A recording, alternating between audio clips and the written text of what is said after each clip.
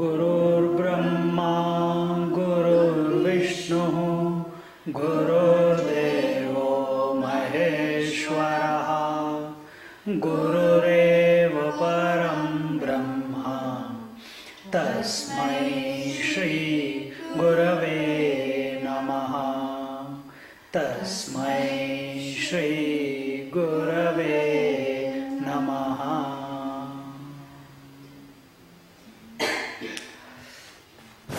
So here we are once again, and the topic this time is Ishavasya Upanishad. The Isha, this is the only Upanishad which talks about Ishvara. Everywhere in every Upanishad we have been talking about Brahman, Brahman, Brahman. This is the only Upanishad which talks about the Lord. And what is realization? Realization is not just knowing Brahman. Yes, it is, no doubt about it. But we must understand that I am Brahman and this whole creation is nothing but Brahman. Then it is complete. Otherwise, what will happen? I am a professor and you are all stupid. So I have to teach you.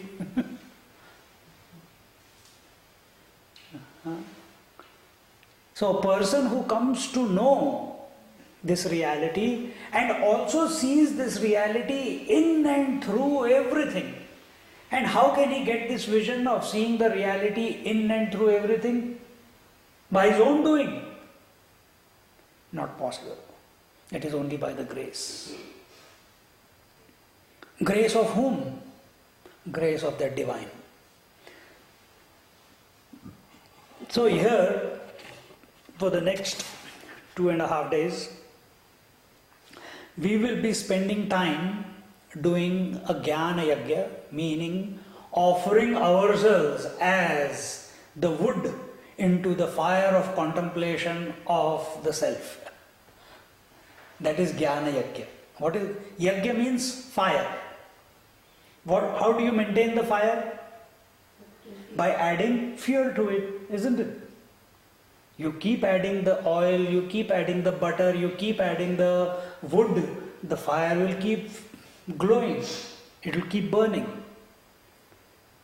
So when we are talking about this knowledge of fire, Jnana Yajna. Jnana is knowledge, Yajna is fire. So, and that is the contemplation for the next 2.5 days. This is the fire that we are igniting now. So what do you have to offer as fuel into it so that this fire of knowledge can keep burning? You have to offer yourself, you have to offer your mind, you have to offer your intellect. And as a result of that, this fire will grow further, brighter and brighter. And what is the purpose of Jnana Yajna? Is it to just appreciate what these scriptures are saying? Is it to appreciate how nicely the teacher is speaking? Is it to appreciate the beautiful environment that we are in? Is it to appreciate, oh, it is so peaceful, I am so far away from the society, I was looking forward to it? No. Every moment we have to live alertly and continue to offer ourselves completely, whatever you think you are, into this fire of contemplation. Then alone we can reach the goal. And this goal is not an easy one. It is a simple one, but it is not easy. Why it is not easy and why it is simple? Because this goal is not other than you. Huh? And why it is not easy? Because until and unless a person is not qualified, he cannot recognize himself. And what is the qualification required? A pure mind, a single pointed mind, which is bubbling with faith, which is bubbling with discrimination, which is full of dispassion. Such an environment has to be created in your mind. Then you are qualified. She is learning how to cook. Yeah, she knows how to cook, but Indian food. So she is trying, and every time she is trying new dishes, isn't it? Because it's her joy, she enjoys that. But unless she is not happy with it, she'll keep trying to make that dish again and again till she perfects it. You do the same thing since childhood, when you started making cakes and everything.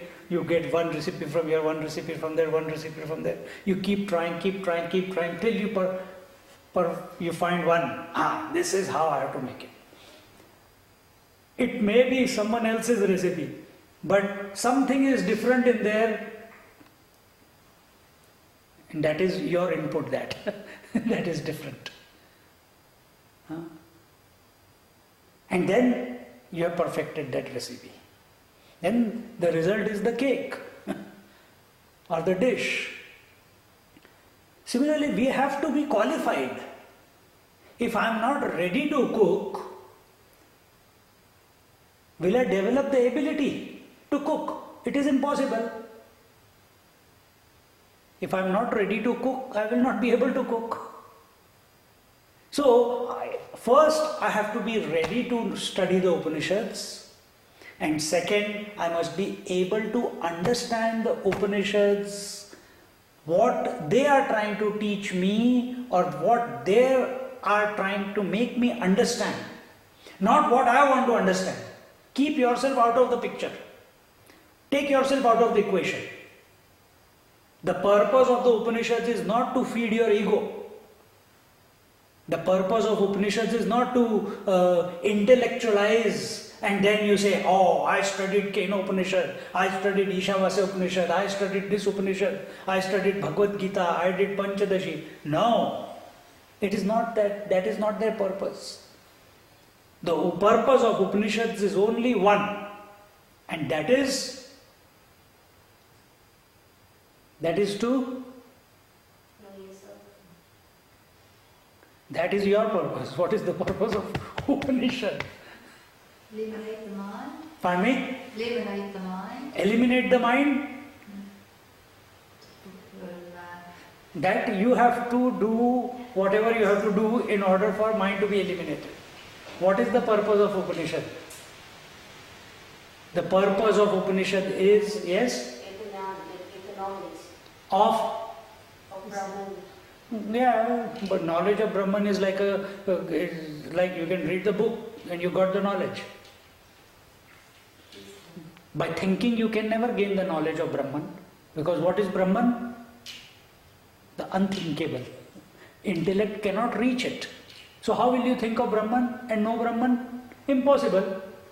Reality cannot be known in the present context the way we know. Intellect cannot reach there. So what is the purpose of Upanishads? It's a tool to... Now, yes, tool, but what is the purpose? To reveal the truth. To reveal. Not to know, not to gain, not to contemplate, not to understand. To reveal the truth is the purpose of all the Upanishads, not just this Upanishad, all the Upanishads. So don't get lost in the words. Don't get lost in the Upanishad, the verses. Don't get lost in the words of the teacher. Our attention should be continuously on that what the Upanishads are trying to reveal to us. Because words cannot reach that truth, you see. You understand? Words cannot reach it. And Upanishads are nothing but words. And words cannot reach that truth. So what do you have to do? You have to read between the lines. You have to put your attention on something else. From where are these words coming? From the teacher point of view or from your point of view? Who is listening to these words? Keep the attention there. And when the Upanishads are talking to us, they are continuously talking in a language in which you cannot apprehend anything. And yet you cannot deny what the scripture, what the Upanishads are trying to tell us. You cannot deny it because it's your own direct experience. So this is the purpose of Upanishads. So we are going to do this Jnana Yajna, and through this we are going to be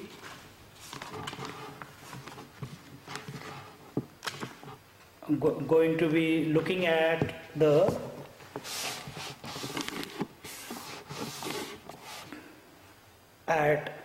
the truth being revealed through this Upanishad. Now every scripture, when it begins with an invocation mantra. And this invocation mantra you all know. You have heard it many times, you have chanted it many times. And when that invocation mantra, the peace invocation, which prepares the mind of the student for that which is going to come next.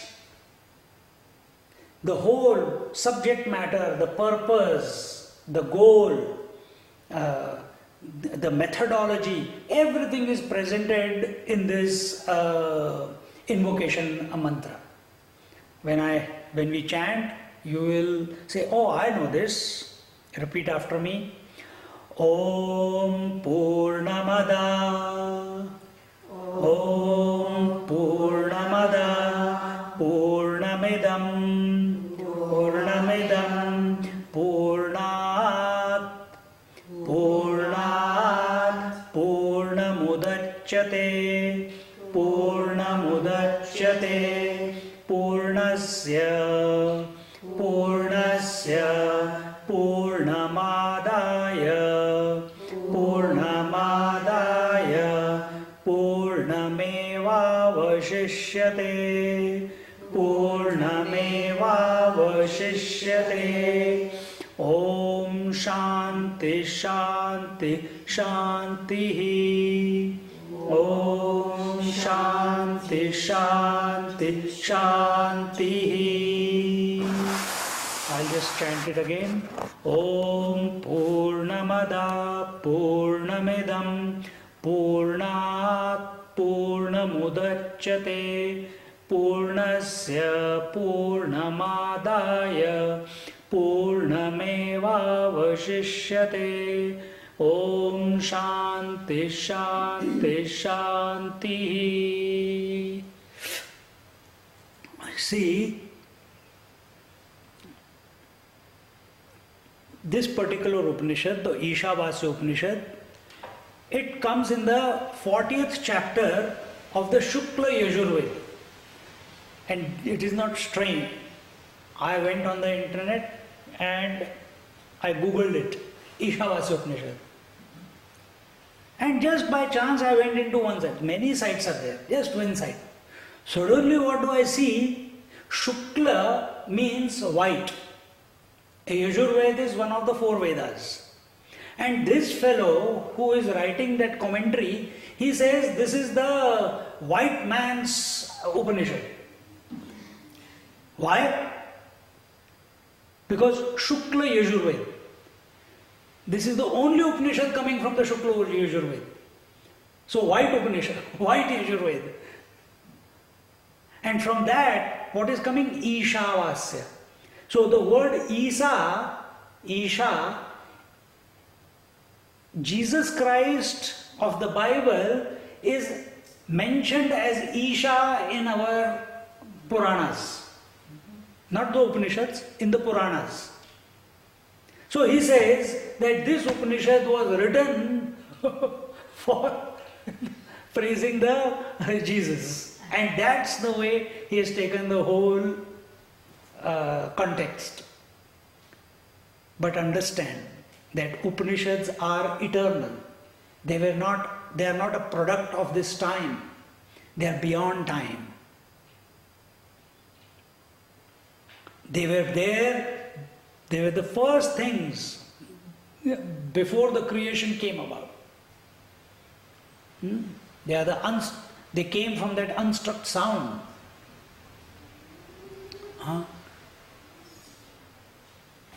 So this is the 40th, it comes in the 40th chapter of the Mantra Samhita of Shukla Yajurveda.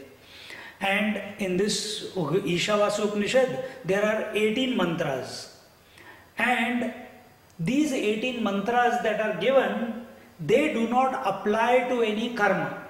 That means, karma means action. They are not indicating any action. Then what does it mean? What are we supposed to do by studying the Upanishad? Nothing. No Upanishad is asking you to act in a particular way.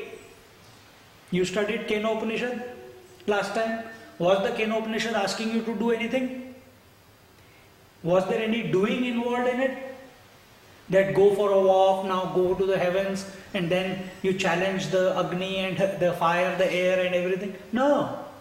Then the whole connotation was taken as the gods, the potentialities behind our faculties, who were feeling great about their success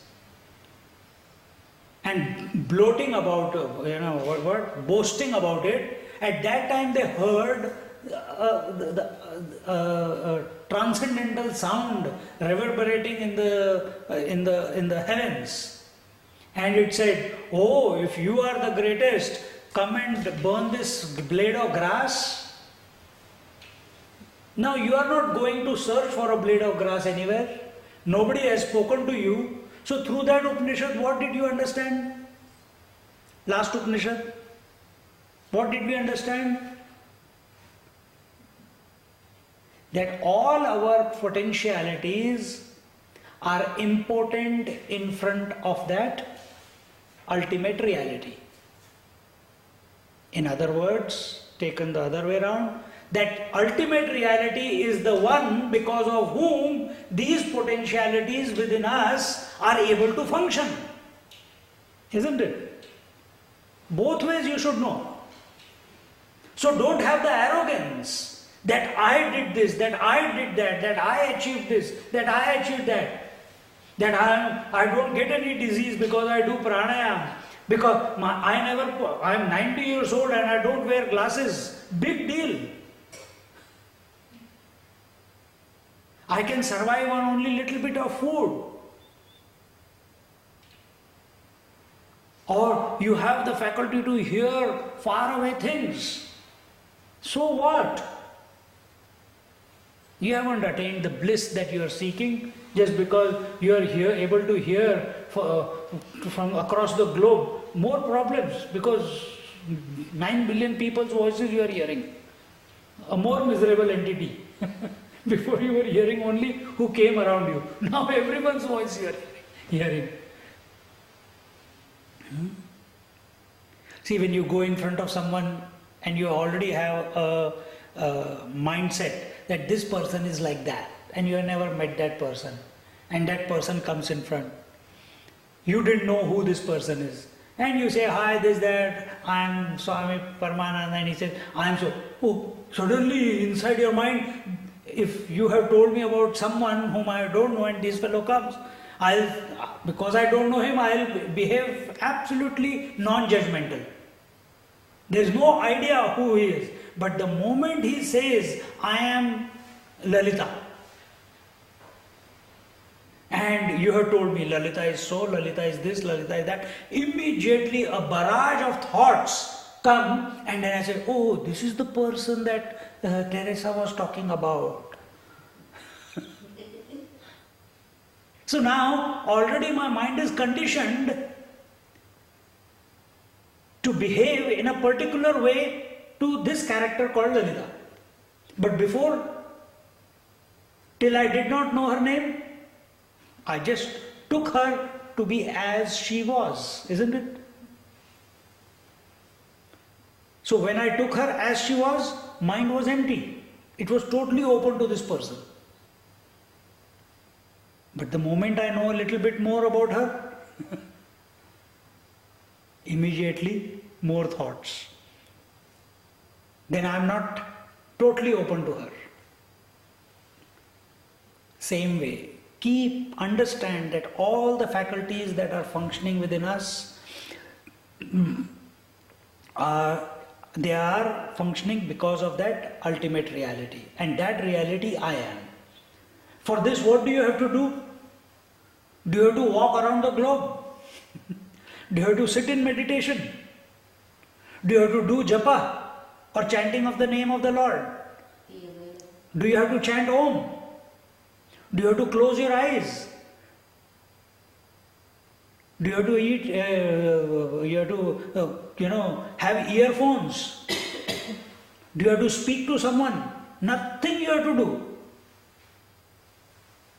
You don't have to do anything. Why? You don't have to do anything? Tell. Why you don't have to do anything? Because you are already that. So there is no action involved. Where there is action, there is separation. Action is only a movement in time. Action is movement in time. And time creates separateness, distance. Consciousness, the moment you become conscious of distance, action is produced. Because here I am, there I am not. So to get there I have to walk, action is created. I am not you, so I have to speak, action is created. Speaking is also an action. See? But what are all the Upanishads talking about? That which you already are. That is the goal that is being presented to us. So these Shanti paths are of different types. Some Shanti path, this peace invocation that we have, some of them praise that infinite supreme. Some of them, something is asked, demanded or committed, and as a result the supreme is realized. Thirdly, that it is where Tattva Nirnaya, the ultimate, that reality is affirmed and that reality is expounded, and as a result of that explanation, one comes to peace and tranquility in his mind. Just by thinking about it, that, oh really I am that. Huh? It's nothing to do with pranayam, nothing to do with sitting in a particular position, nothing to do with fire sacrifice, nothing to do with closing your eyes. As I said before, nothing needs to be done. If you are listening to an Upanishad, and Upanishads can only be listened to, cannot be read. Because the Vedantic Prakriya, the methodology of Vedanta is Shravanam, that means listening, active listening. Second is Mananam, reflection on what you have listened to, and contemplation. Reflection removes all the doubts, and contemplation is when your mind is able to think about what you have heard single pointedly. How long? The moment your mind becomes single pointed, bang, it's there. You are there. Then there is no distance to be traveled. Then there is the time has got no meaning. How long? That also goes out of the equation. So here, this verse, Om Purnamada Purnamidam Purnat Purnamudachyate Purnasya Purnamadaya Purnamevavashishyate. It says, that is whole, this is whole. From the whole becomes manifest. From the whole, when the whole is negated, what remains is again the whole. W-H-O-L-E. Whole. Am I pronouncing it correct? Yes. So this Ishvara is the controller of the total world. In fact, it is the total world. How it is the controller of the total world and is the total world? How can it be two things at the same time?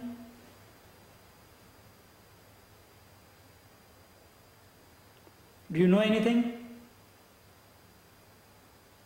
which can control as well as be that at the same time?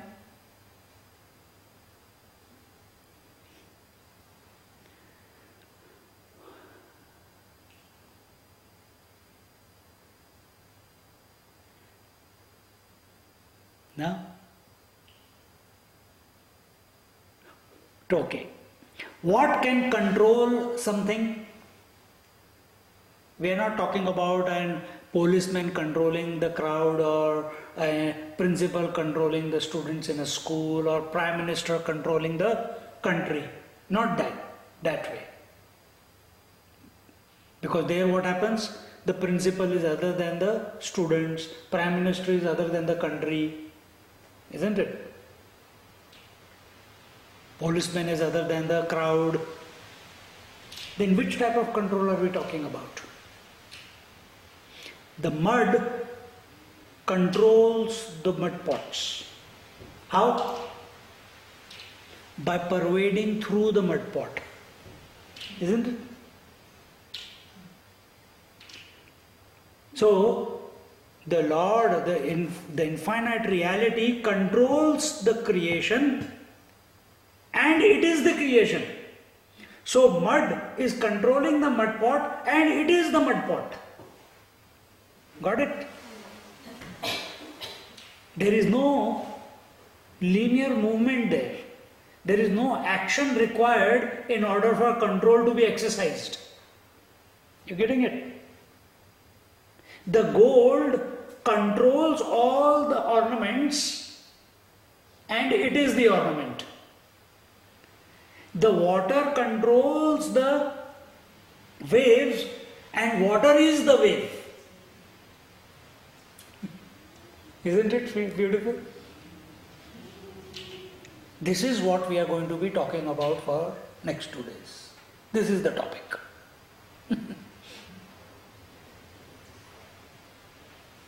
Are you saying that intelligence is within every piece of manifestation and is the manifestation itself? Correct. Not the intelligence that you are talking about. No.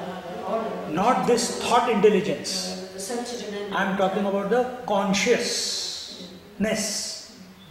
Consciousness is controlling everything in this material world, in this creation.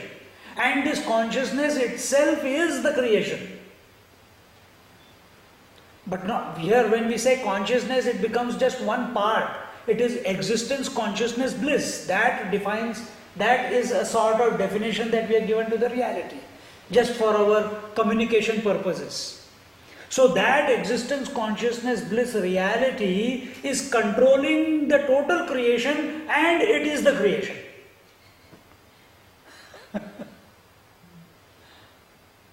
The mind stops, can't work it out.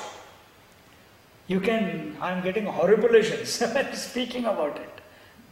And this thought is expressed in Om Purnamada Purnamidam Purnat Purnamudachyate Purnasya Purnamadaya Purnamevavashishyate. Om represents that eternal, infinite reality. And what is this infinite reality? See, every Upanishadic mantra, Upanishad, because Upanishads we have already told that Upanishads reveal the truth to us. So how does what is that one syllable which reveals the truth? Om. You can't understand, yes, you must do the chanting and all that if you need to. But every Upanishadic mantra begins with Om. So here, when Om expands into creation, because first came the word, then came the creation. So how did the creation begin? Purnamada.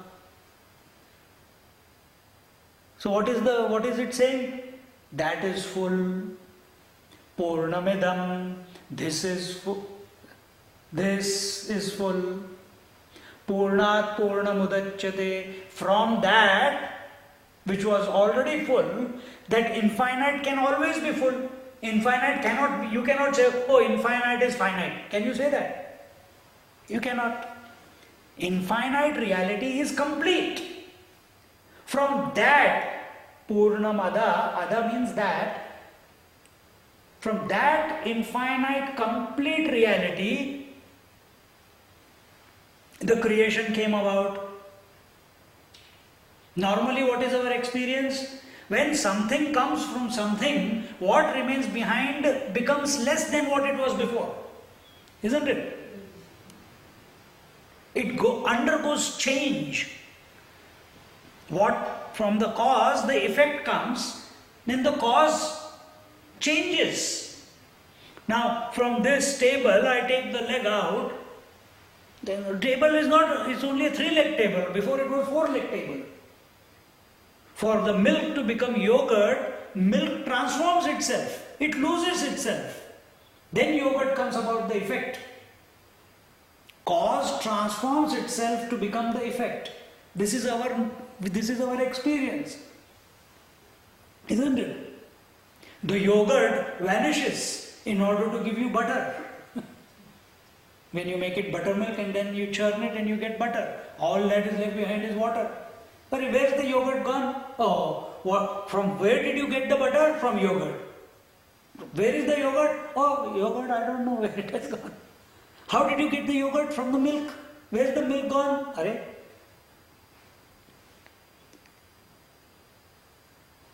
See? Where's the mother, the girl gave birth to the child. Where's the girl gone? Oh, she's now become a woman. Girl's gone. Now only woman remains. Isn't it?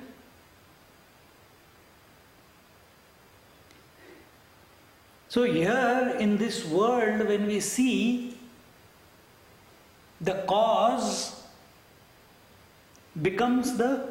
transforms into becoming the effect. If I got 2 kgs of rice and I take out 1 kg, then how much is left behind? 1 kg. How much you have taken out? 1 kg. You put that and this, you will make it whole.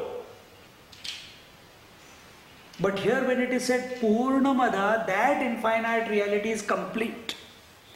Out of that complete, infinite, eternal reality, the creation came out. This creation came out. Why this creation? Because this is our direct experience, isn't it? We experience it right now. So this creation came out of that infinite reality. So did that infinite reality transform itself into becoming this effect called the creation? No. Purnasya Purnamadaya Purnamevavashishyate.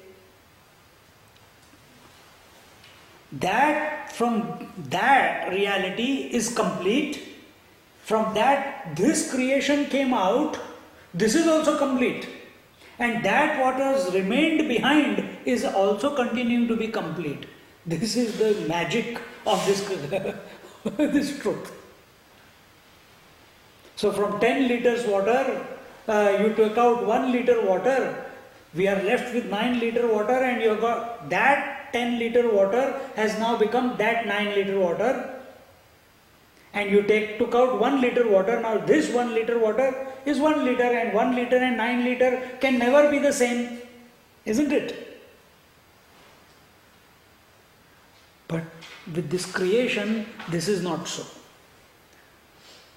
When from that infinite, the so-called finite comes out, we call it finite, this creation. We call it finite, all the names and forms that come out. The 5 great elements, the 5 senses, the 5 organs of action, total. What remains behind is complete, and what has come out is also complete. Now rack your brains. Can't work. My intellect cannot work it out. And in this manner, I salute to that Ishvara, who is the controller of the total world and is the total world. And in this manner, we come to understand when we chant this Om Purnamada Purnamidam peace invocation, that out of infinite, thatness and thisness are superimposed on that infinite. That infinite is ever complete. That and this are a superimposition on that which is already complete. Water is always complete. It is infinite. The ocean and the wave are superimpositions on that water. Gold is ever complete. The ornaments are only a superimposition on that gold. Mud is always complete. The pots are only a superimposition on that mud. Woman is always complete. The mother, daughter, wife, etc., are only superimpositions on that woman. See? In this manner, understand.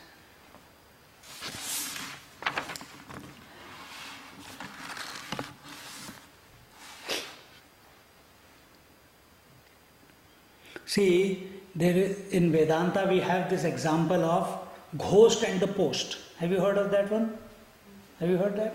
No. On a night like this, on a similar path, there is no light on the main road, and you are coming up. I was coming up along the dirt path,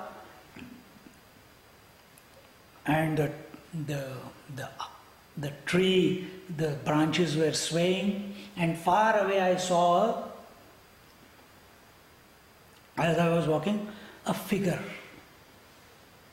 And as I was moving, suddenly I started wondering, what is this figure? And as I was coming closer, suddenly I saw that it was a flimsy looking form, but no legs, just floating around in the air, arms but no fingers, and a white silhouette with dark, black eyes, a ghost, swaying far away on that path. And I was wondering, should I not? Should I not? But there was no choice for me but to go on that path and reach home.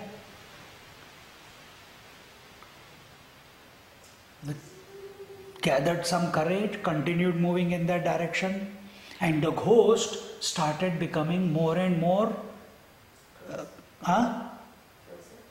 No. It became more and more clear. Suddenly I could see the arms clearly. Suddenly I could see the flowing gown clearly, which was white. And suddenly I could hear the sounds. Suddenly I could see the what do you call it? The grin on that ghost's face, that here comes another person whom I'm going to devour. And as I was going by, I was afraid, shivering, moving towards it because there was no other way I could go. And as I neared it, a point came where I could not move forward anymore. Out of what? Out of fear. There I was, frozen in front of that ghost, and the ghost is menacingly looking at me. Sometimes the arms moving out towards me, sometimes grinning and ready to devour me. And I started screaming. Afraid. And as I started screaming, suddenly one person was passing by. Wise man. And that wise man came. He says, "Why are you shivering? Why are you frozen? What are you afraid of?" Ghost, ghost. He said, "Where?" "Look at that, just there, 10 feet away. Sometimes he comes close to me, sometimes he's there, he's putting his arms out and he's grinning from there and he's calling me out and he's saying, if I come closer, he's going to eat me up and everything." That gentleman who came, he put his arm around my shoulder. He said, "Son, that is not a ghost. It is not a ghost. No, you are simply imagining. It is not a ghost. Look, it is a post." I didn't believe him. I said, no, it is a ghost." He said, "No, it is a post." But then when I saw him, he is not shivering, he is not frozen, and he is confidently saying that it is a post, it is not a ghost.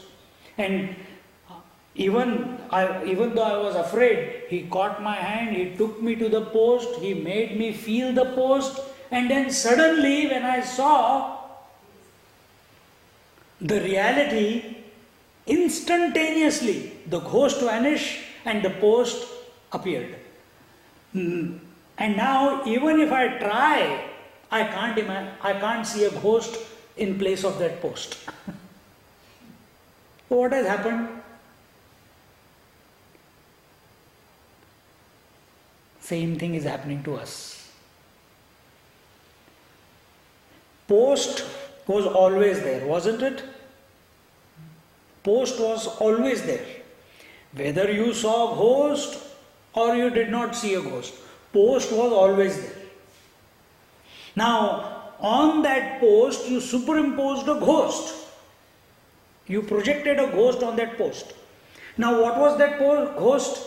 It had a head, it had ears, it had eyes, it has a grin, teeth, hands, clothes. Sometimes it is flying, sometimes it is standing there. All the limbs you can see.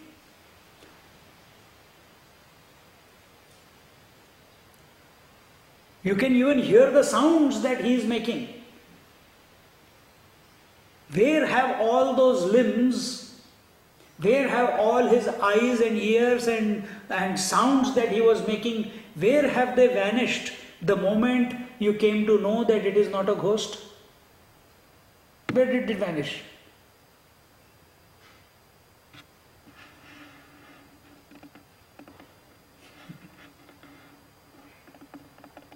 Into nothing, isn't it? Now tell me, could that ghost appear without a post? No. Can you see a wave without water? No. Can you see an ornament without gold? No. Can you see a pot without mud? No. So, ghost cannot appear without a post. If this is understood, and ghost is all limitations, all conditionings. It has a form, it has a name, it has the limbs, it has a character. It was not the Casper. What is Casper the Friendly Ghost? It was not that one. This was a menacing one. Huh? So without the post, this fellow could not have expressed himself. Similarly, without reality, this ghost of a creation cannot express itself. Just because you see a name and form does not mean that it is a reality. Just because you see a name and form, you call it a ghost. This person is equally a ghost as that ghost. The moment you recognize the truth, and because of what you can recognize the truth? By grace. Some teacher comes into your life. By grace, the reality reveals itself to you. Immediately, the ghost vanishes. Now, as much as Ramana Maharishi may try, as much as Ramakrishna Paramahansa may try to bring that ghost back, they cannot. Through their meditation, through their contemplation, who am I, who am I? Ramana Maharishi came to know who he is. And what is his experience? That this whole creation is nothing but the reality. And that I am. Now he cannot go back to being a miserable entity. Impossible. Impossible. Why? It's clicked. It's clicked.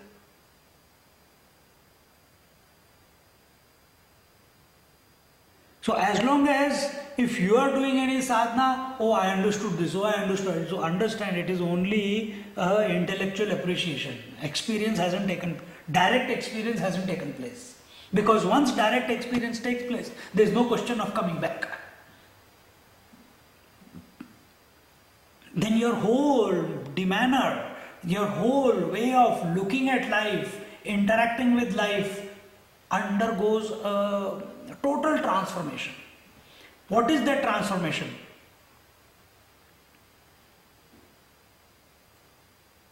Seeing things they really are. As they really are.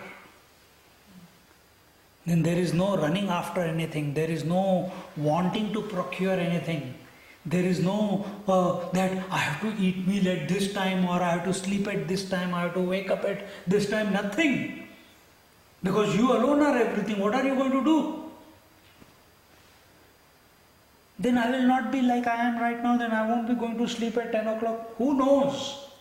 Then if I can't get my beauty sleep, then I will better not realize. Better not know the truth. Why? Oh, I enjoy my breakfast. If I can't have, imagine if I don't have the feeling of having porridge in the morning every day. If I don't have my tea morning and afternoon. Even these simple pleasures I will not have. No. Maybe not. Who knows? Then we'll keep realization on the side for some time. Let me enjoy this for some more time. Nah, we must be ready to give up everything. So, Om Purnamada Purnamidam Purnat Purnamudachyate. So that post was always complete. In that post, the head, limbs, etc. were imagined. And when you de-imagined them, only post was there. Post was before, post was during the expression of the ghost, and after the ghost expression went away, the post continued to be. So what was the reality? The post. So whose fault it was that he did not see the post? Yours. Similarly, there is only one reality.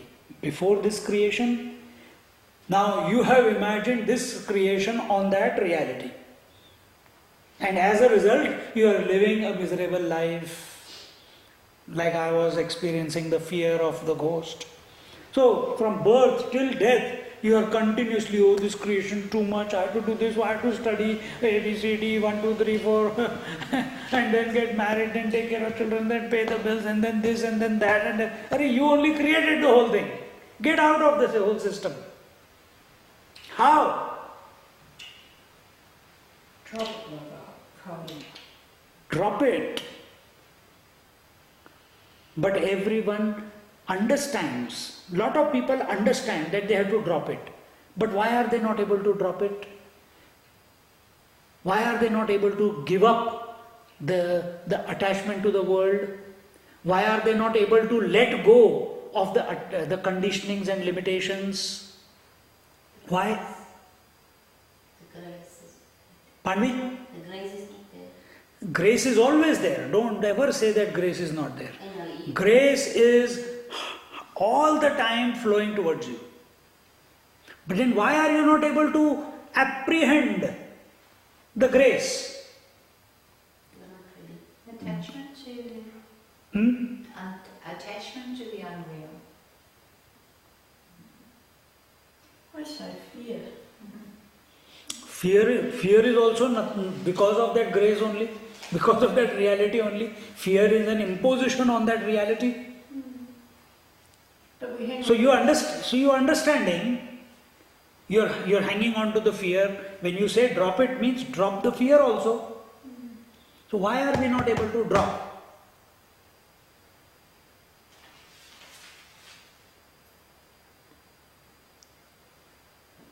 Even when that teacher told me, that gentleman who was passing by, he said, "Arey, this is not a ghost, this is a post." I did not believe him.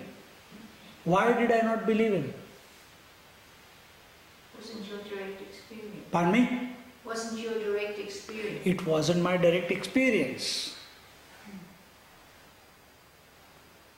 So now scriptures are telling you that there is only reality. This whole world is a projection on that reality. Just like the waves are a projection on that water. You see it, hear, touch, taste water, but you call it a wave. You understand all this. Why are you not able to? Why that shift is not taking within?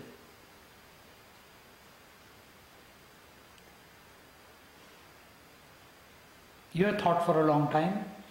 You catch it all. You seem to catch it a lot of times. All of you.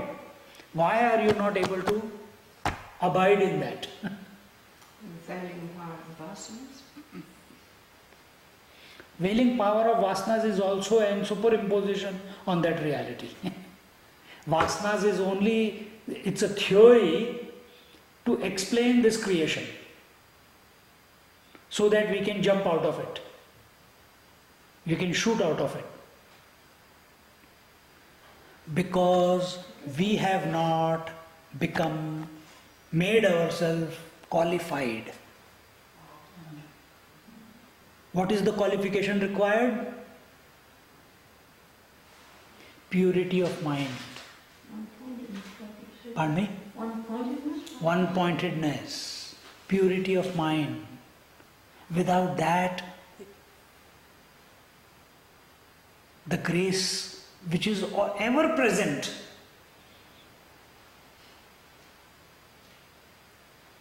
we are not able to apprehend it. See? The glass is there. I am wearing colored glasses. Through the colored glasses I see everything green color or grey color. So some glasses they have the flip which comes up, the glasses are clear. These glasses also have a tint in it, actually. So the moment I go out in the sun, they become dark. The moment I come inside, it will become clear. So if I go out and they become dark and I see everything in that shade, is the world in that shade? No. World is not in that shade. Then where is that color which is superimposed on the world? Everything is grey, grey, grey.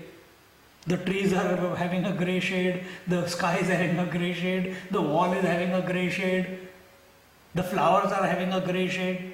Where is the problem? Are you saying that there are In my vision, isn't it? In my vision. So what I have to do to get a clear vision?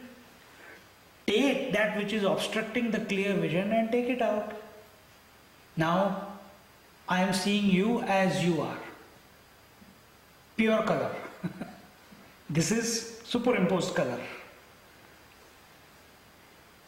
Got it? So what colors your mind, because of which instead of the reality you see this diverse creation? You remove that. Why do you see creation? Because there is separateness in your mind.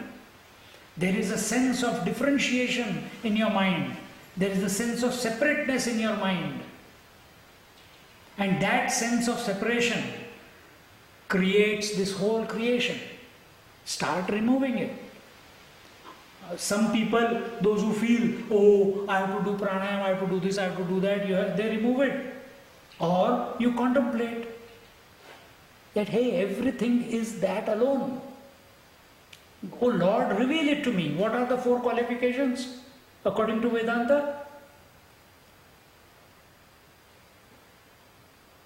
Discrimination, dispassion, the 6 qualities of controlling your senses, controlling your mind, not allowing the mind to leak out, endurance, faith and contentment. These are the 6 qualities.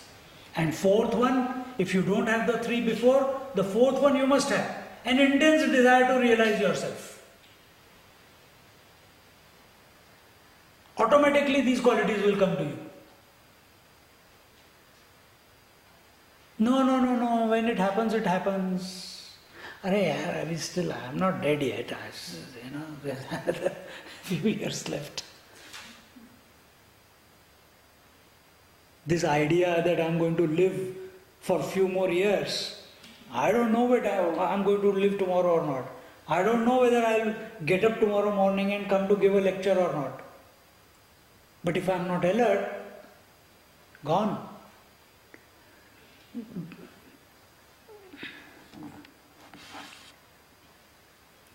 So, because of his ignorance of the reality, he sees not, but in its place, he sees the ghostly world of plurality and phenomena. Ghost is never steady, it's continuously moving. You'll never find any ghost in a picture or if it is your experience, ever steady. Same way, this whole creation is continuously moving, continuously changing. Your hair are continuously changing, your breath is continuously changing, your eyes are continuously moving, your position is continuously changing. The air, fire, water, earth continuously moving. Somewhere earthquake, somewhere waves, somewhere the fire. Fire cannot be continuously, it's continuously dancing upwards. Air is continuously moving. Everything in this creation is continuously moving. But we have a feeling that it is stable. An illusion. That which is moving can never be permanent. So find out what is that on which this ghost of the creation is being superimposed on. Now understand, the post you see there and on that you see a ghost. Correct? Now we make one more mistake. Now we start looking for a reality, that eternal principle on which this creation is superimposed. Now we think behind this creation is the reality. Just like behind the ghost was the post. Or where the ghost was, there the post was. So we think, the ghost is somewhere out, the reality is somewhere here, because this is the superimposition. This is the creation right now.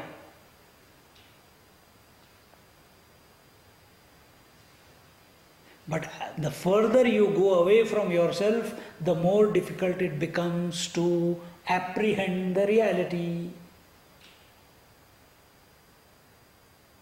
It is a inward journey. You have to make a U-turn. You can't find the reality out there, because there means objectifying. So here you understand that example, you just keep it till there. Ghost was not possible because of post. So this creation is not possible without reality. Now don't start looking for reality like looking for post somewhere there. No, it is not possible. The substratum, the unchanging principle behind his reality, this creation, is the one within, that you really are.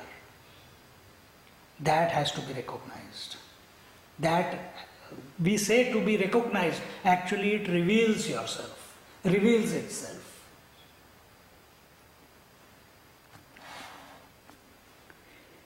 If there is not a greater goal to be achieved in life than this meaningless hiking through pain to the abyss of death, as far as that young seeker's intellect is concerned, it could never independently rip open the rag of matter and peep at the truth, if any, within. So to this the teacher explains that the student should necessarily be continuously seek the goal of life, and he should also, the teacher should be able, or the scriptures, they indicate the goal of life, and then and they keep that enthusiasm alive by revealing the secrets step by step. Some enthusiasm has to be generated, and that enthusiasm is, we don't want any siddhis and miracles to happen, but somehow that this goalless goal that we are pursuing, if the enthusiasm of the teacher gets transferred to the students, the enthusiasm with which the scriptures are again and again expounding that reality, that gets transferred to the seekers. Because here when they say the teacher, it's both the living teacher as well as the scriptures. And how does he say that? By giving what you call the scriptures, and the teacher, they give to the student a thought to contemplate upon.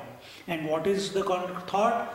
That is the goal of life. What is that? That is equal to the infinite reality. That is the goal of life about which you had been asking me. And that reality is complete. It is whole. And that is the goal that the Upanishads are talking about. And then from that, this creation has come about, and this creation is also complete. Why? Because it cannot be without that. Now don't think that there is any lack in that reality, and contemplate in this manner. The supreme reality is a homogeneous, one entire whole, and therefore this whole and that, this whole, this creation, and that whole, that reality, they are both complete all the time. And understand that this reality, this complete creation that we are talking about, and that reality, which is just an idea in our head, both are superimpositions on that one reality. It's as if the I, who is complete, have become the right hand and the left hand. So I'm saying from this body, from this complete being, the right hand came out. And body is complete. And this right hand is also complete. But right hand never became separate to the body. Isn't it? It's always connected. So at any given moment, this right hand is the body only. Contemplate in this manner that this whole reality. Now when I am saying this body, I say this hand and that body. Just because I am saying this hand and that body does not mean there is a division within the body. Is there?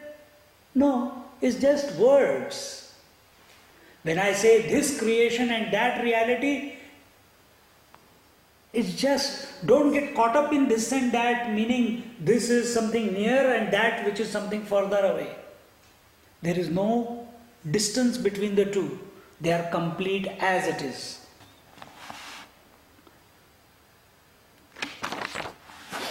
And in this manner, this doubt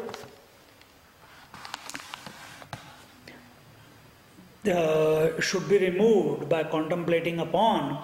When this whole is taken out of that whole, the whole remains, the completeness remains. And this way, understand. And this whole creation is nothing but a superimposition on that one reality. And then to conclude, the mantra says, Om Shanti Shanti Shanti. These are the three peace invocation. The peace invocation usually ends with these three Shantis, and these three Shantis are to pacify the gross body. The second Shanti is to pacify the subtle body, and the third Shanti is to pacify the causal body. Another way of looking at it is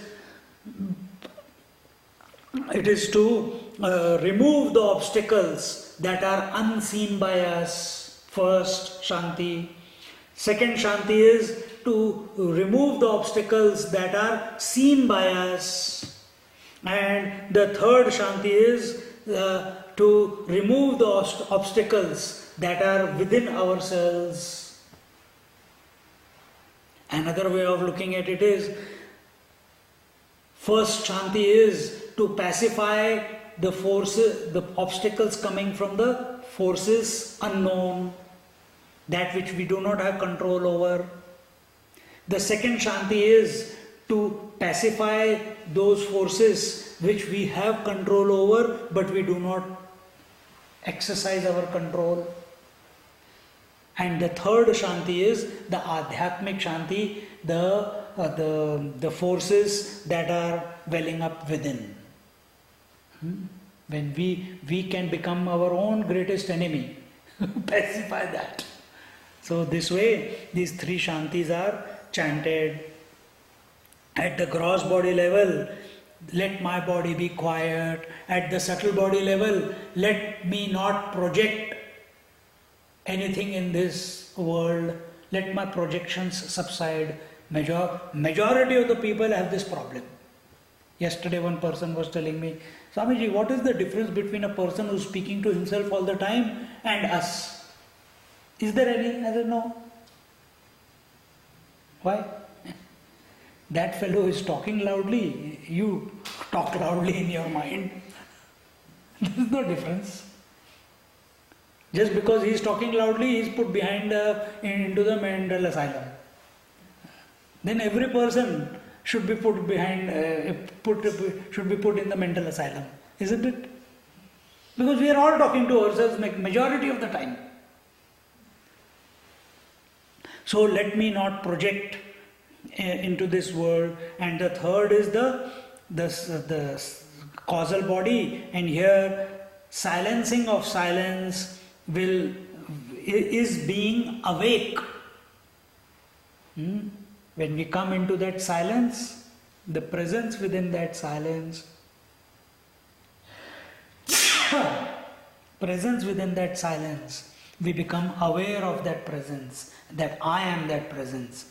So this has to come around. We try to understand what we hear objectively. Let this not happen. Don't objectify the truth at all. And in this manner, we come to this conclusion with this invocation mantra, that the Upanishads, firstly, they cannot be created, as they have got nothing to do with karma. Karma, when we do action, then something is created. My action is that the lecture is getting over and I press this button, the camera will go off. The result is camera getting off. But it was the result of me doing the action of pressing the button. Reality is not created as a result of any action. First step. Second, that it is vikaryam. It cannot be changed. Reality is ever changeless. It is the changeless principle. Can you find that changeless principle outside somewhere? No. That changeless principle can only be discovered within, as yourself. Whether you think or you don't think, that changeless principle is ever. Only you are saying, oh, I need to attend a retreat to know that I am. You're foolish.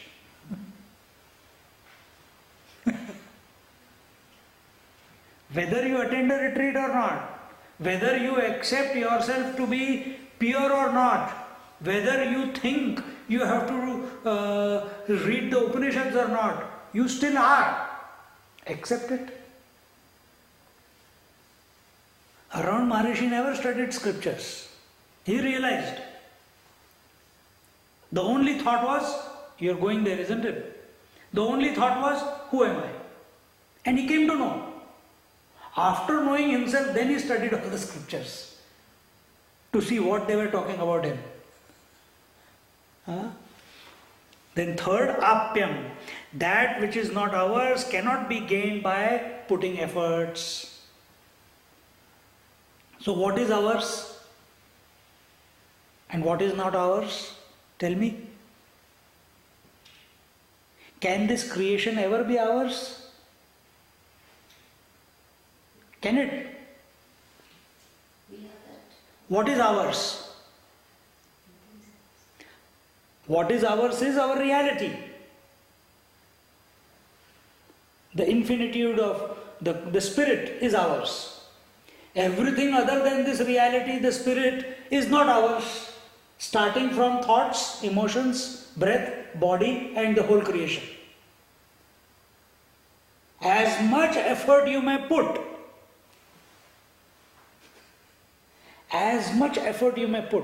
you can never make it yours. Because where is the effort being put? Only at the body, mind and intellect level. Either you put this effort to catch this creation, it can never be caught. And if you use body, mind, intellect to catch the truth that you already are, that is also not possible. So you are more miserable. Fourth, na apyam. This reality is not limited by time, space and object. We understand that. And sanskaryam. They are required. The sanskars means the rules and regulations by which you live your life. They are required where there is vikriti, modification. It's not having its essential nature, and wherever sanskars are required, meaning you get up in the morning, you pray to the sun, chant Gayatri mantra, you must do every day you must do the puja, every day you must put the chandan, every day you must do the chanting of the mantras, etc., etc., do the japa, this, that, all that is there. But the more you do that, the more doership and enjoyership increases. And we want to give up the doership and enjoyership. where you do pranayam, you do japa, you do om, you're chanting. The doership is increasing. Oh, I have to chant om, I have to chant om. The ego is increasing. So what are we talking? Not to do anything? Yes. That is the goal of our Upanishads. Don't do anything and be aware. And you are that. And in this manner, the Upanishads, they do not create Atma, and they do not create Atma that was absent before, and now because you have studied Upanishad and you have contemplated, the Atma is created. No, nothing like that. The Upanishads are only helping us to recognize who we already are. And in this manner, the teacher and the disciple both chant this mantra the moment they begin studying this Upanishad. Or in most of our classes we usually end with this, so that we understand what is the goal for which we have come together. And when we go, we say it as a concluding mantra. Let us not forget. Now that the satsang is over, now let us not forget. Okay, now we start talking about what is the bread price and what is the egg price and what is the milk price. No. Om Purnamada Purnamidam Purnat Purnamudachyate Purnasya Purnamadaya Purnamevavashishyate. Om Shanti Shanti Shanti. Harihi Om Shri Gurubhyo Namaha. Harihi Om.